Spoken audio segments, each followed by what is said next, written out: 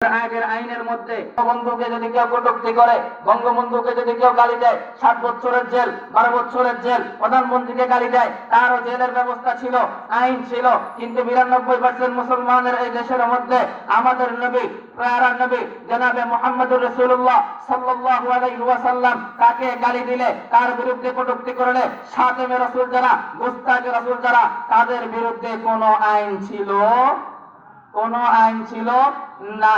কাজে আজকের এই সম্মেলন থেকে আমাদের দ্বিতীয় দাবি, আপনারা আইন সংস্কার করছেন, এমন একটা আইন করতে হবে যে এই দেশের মধ্যে যারা ইসলামের বিরুদ্ধে, নবীর বিরুদ্ধে বিষোদ্গার করবে, যারা নবীকে নিয়ে কটূক্তি করবে, যারা নবীকে নিয়ে গোস্তাখি করবে, তাদের সর্বোচ্চ শাস্তি মৃত্যুদণ্ডের আইন করতে হবে। 3 নম্বর দাবি, আজকের এই সম্মেলন থেকে আমাদের নবী সাল্লাল্লাহু আলাইহি ওয়াসাল্লাম আখেরি নবী, ওনার পরে আর কোন নবী আসবে না। আল্লাহর রাসূল সাল্লাল্লাহু আলাইহি ওয়াসাল্লাম বলেছেন, লাউ কানা বাদি নাবিয়ান লাকানা ওমর, আমার পরে যদি কোন নবী আসতো, ওমর নবী হইতো। ওমর যেহেতু নবী হয় নাই, সুতরাং বোঝা গেল কিয়ামত পর্যন্ত আর কোন নবী আসবে না। আমাদের নবী মুহাম্মদুর রাসূলুল্লাহ শেষ নবী, ওনার পরে আর কোন নবী আসবে না। এটা আমাদের আকীদায়ে খতমে নবুয়ত, আমাদের সকলের ঈমানের অংশ। আল্লাহর রাসূল সাল্লাল্লাহু আলাইহি ওয়াসাল্লামকে আখেরি নবী না মানলে, শেষ নবী না মানলে কখনো মুমিন হওয়া যায় না। আমাদের দেশের মধ্যে একটা গ্রুপ আছে যারা নিজেদেরকে আহমদিয়া মুসলিম জামাত বলে পরিচয় দিয়ে থাকে। আমরা তাদেরকে কাদিয়ানি বলে থাকি, কারণ তারা ভারতের গুরুদাসপুরে জন্ম গোলাম আহমদ কাদিয়ানিকে নিজেদের নবী হিসেবে মেনে নিয়েছে। বলেন না নাউজুবিল্লাহ। এই তারা আমাদের বাংলাদেশের মধ্যে আহমদিয়া মুসলিম পরিচয় নিয়ে কাজ করে, আর সাধারণ মুসলমানদেরকে ধোঁকা দিয়া সাধারণ মুসলমানদের ঈমান নষ্ট করতেছে।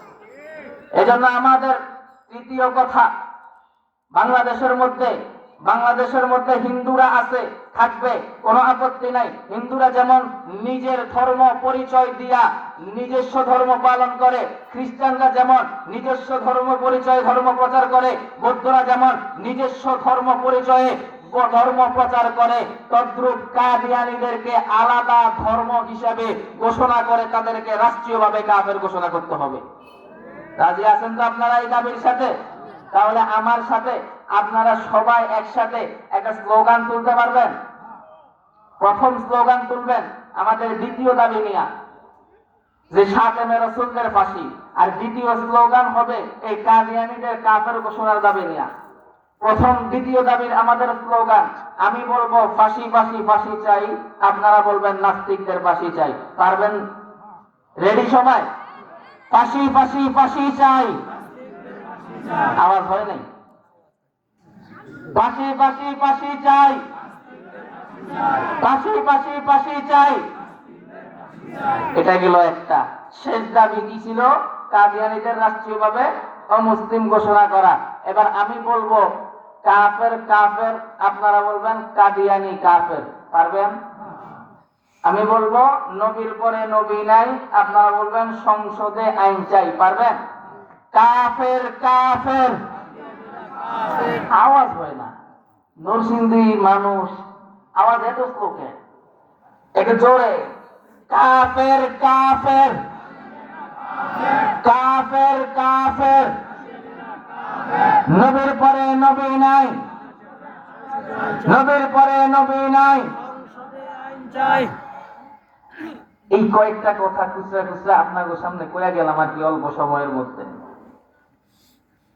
আর আমাদের অনেকেই কয় যে হুজুর মাহফিলের মধ্যে এসে এগুলা কওয়ার কারণ আওয়ামী লীগ কি করছে না করছে, এর কি মাহফিলে এসে কম লাগে? কিছু সুশীল দেখবেন এই ধরনের কথাবার্তা কয় মাঝে মাঝে।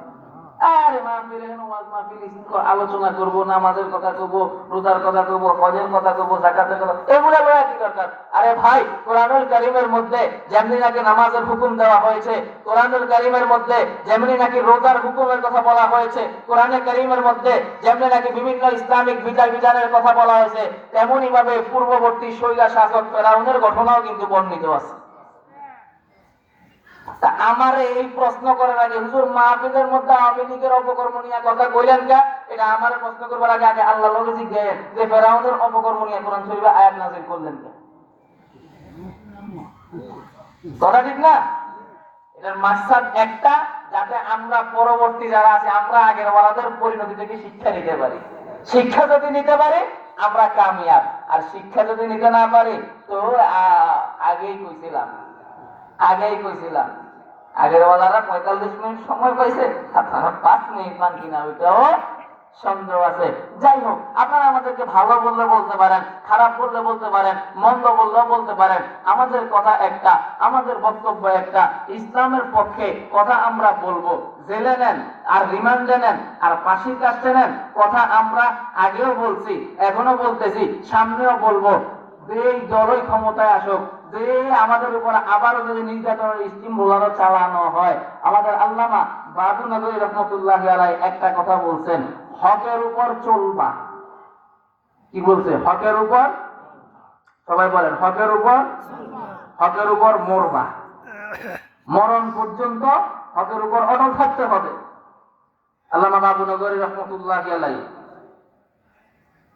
জীবনের শেষ মুহূর্ত পর্যন্ত সরকারের এজেন্সিওয়ালারা, বিভিন্ন গোয়েন্দা সংস্থার লোকেরা আয়ত্তে নেওয়ার জন্য বহুত চেষ্টা করছে।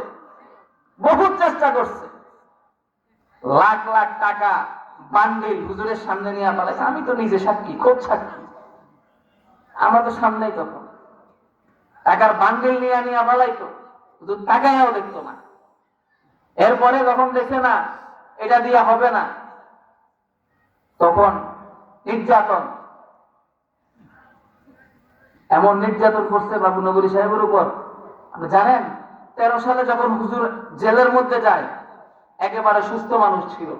জেল থেকে বাইর হওয়ার পর থেকে নিয়ে মৃত্যু পর্যন্ত জীবনে কোনোদিন 2 পায়ের উপর দাঁড়াইতে পারে না। তোমরা পা পঙ্গু করে ফেলছে, তারপরেও 1 মিনিটের জন্য আল্লামা বাবু নগরের মাথা নোয়াইতে পারে নাই। এজন্য আমাদের সবার জন্য আল্লামা জুনায়েদ বাবু নগরী রহমতুল্লাহি আলাইহি এই ক্ষেত্রে, এই বিষয়ে রোল মডেল। আল্লামা আহমদ শফি রহমতুল্লাহ আলাইহি আমাদের রোল মডেল। ওনারা জীবনের শেষ বিন্দু পর্যন্ত হকের উপর অটল ছিলেন। আমাদেরও কথা, ইসলাম বিদ্বেষীরা মনে করেছে আল্লামা বাবু নগরী চলে গেছে, এখন আর কে ইসলামের পক্ষে কথা বলবে। তারা মনে করেছে আল্লামা আহমদ শফি চলে গেছে, আলেমদের কোমর ভেঙে গেছে। আমাদের কথা বক্তব্য, আমাদের কথা পরিষ্কার। আমরা আল্লামা আহমদ শফিকে কবরে দাফন করেছি, কিন্তু আল্লামা আহমদ শফির আদর্শকে দাফন করি নাই। আমরা আল্লামা বাবু নগরীকে দাফন করেছি, কিন্তু আল্লামা বাবু নগরীর আকস্মিকতাকে দাফন করি নাই। যখন ইসলামের বিরুদ্ধে যারাই যেই দিক থেকে আঘাত করবে, বাবু নগরীর সৈনিকেরা তাদের মোকাবেলা করার জন্য প্রস্তুত থাকবে। আপনারা প্রস্তুত থাকবেন তো ইনশাআল্লাহ? ইসলামের পক্ষে আলেম ওলামায়ে কেরামের সাথে থাকবেন তো ইনশাআল্লাহ? আল্লাহ রাব্বুল আলামিন আমাদের সবাইকে তৌফিক দান করুন। ওয়া আখিরু দাওয়ানা আলহামদুলিল্লাহি রাব্বিল আলামিন। আসসালামু আলাইকুম ওয়া রাহমাতুল্লাহি ওয়া বারাকাতুহু।